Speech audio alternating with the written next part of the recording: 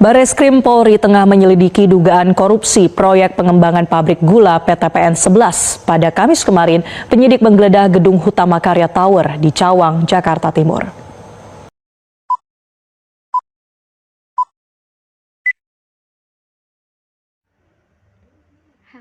Assalamualaikum warahmatullahi wabarakatuh. Salam sejahtera untuk kita semua.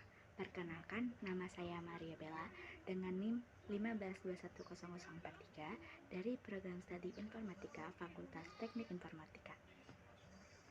Pada kesempatan kali ini, saya akan mempresentasikan tentang kasus korupsi di pabrik gula PTPN 11 dan dampaknya bagi pembangunan nasional. Happy watching! Korupsi adalah penyalahgunaan kekuasaan atau jabatan untuk mendapat keuntungan pribadi atau kelompok yang merugikan kepentingan publik atau negara. Menurut Undang-Undang Republik Indonesia Nomor 31 Tahun 1999 tentang Pemberantasan Tindakan Pidana Korupsi. Korupsi mencakup berbagai tindakan seperti penyalahgunaan wewenang, suap menyuap, gratifikasi, penggelapan uang atau aset negara, perbuatan curang dalam pengadaan dan barang dan jasa, pemerasan dan konflik kepentingan dalam jabatan. Dampak korupsi menghambat pembangunan, menurunkan kepercayaan publik, meningkatkan kemiskinan, merusak tatanan hukum dan moral. Contoh korupsinya yaitu proyek pabrik gula PTPN 11.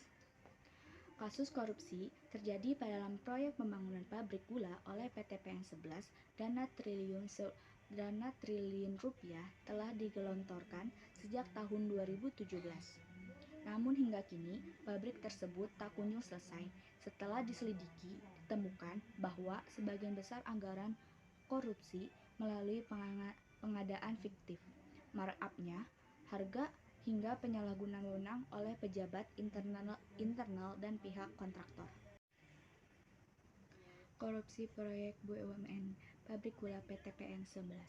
Korupsi, lagi-lagi korupsi menghantarkan proyek strategis milik negara. Kali ini, proyek pembangunan pabrik gula di bawah PT Perkebunan Nusantara 11 menjadi ajang bancakan para pelaku kejahatan anggaran. Kepolisian Republik Indonesia resmi menetapkan 2 tersangka, keduanya berasal dari internal PTPN 11 dan perwakilan dari pihak kontraktor pelaksanaan. Mereka diduga menyalahgunakan wewenang, memanipulasi anggaran, dan melakukan pengadaan fiktif yang mengakibatkan kerugian negara sebesar 782 miliar. Proyek pembangunan ini sudah direncanakan sejak tahun 2017.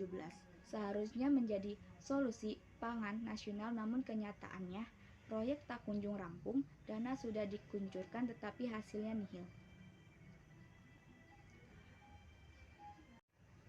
Brigjen Pol Wahyu Seno Aji, Direktur Tindak Pidana Korupsi Bareskrim, menyatakan bahwa pengungkapan ini hanya di permulaan, ada indikasi keterlibatan pihak lain, termasuk pejabat tinggi di PTPN 11 dan kementerian terkait. Para tersangka kini dijerat dengan pasal 2 atau 3 Undang-Undang Tipikor, ancaman hukuman maksimal 20 tahun penjara. Kasus ini menyita perhatian publik. Bagaimana bisa proyek sebesar ini diinput dari pengawasan, di mana fungsi kontrol di tubuh BUMN. Korupsi bukan hanya mencuri uang negara, tapi juga masa depan rakyat. Saatnya kita bersuara, dorong penegakan hukum yang adil dan transparan. Karena uang rakyat bukan untuk dipermainkan. Hentikan korupsi. Sekian dari saya. Assalamualaikum warahmatullahi wabarakatuh.